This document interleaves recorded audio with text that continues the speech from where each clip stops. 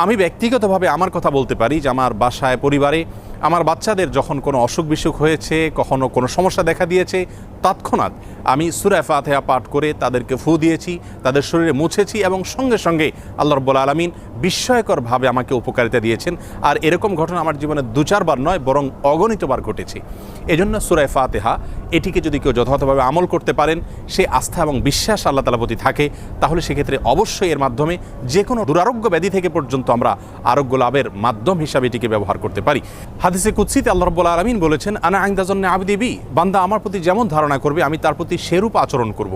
অতএব পরিপূর্ণ আস্থার সাথে, বিশ্বাসের সাথে যদি কেউ যে কোনো অসুখ বিসুখ থেকে, যে কোনো ব্যাধি থেকে মুক্তি লাভের জন্য সূরা ফাতিহাকে পাঠ করেন, সেটি পাঠ করে কোনো পানিতে, তেল ইত্যাদিতে ফু দিয়ে সেটি যদি ব্যবহার করেন, প্রয়োগ করেন, অথবা শরীরের কোনো জায়গায় অসুখ দেখা দিলে এটি পাঠ করে যদি ফু দেন সেই জায়গায় বা মোছেন, ইনশাআল্লাহ বিইذনিল্লাহ আল্লাহ তাআলা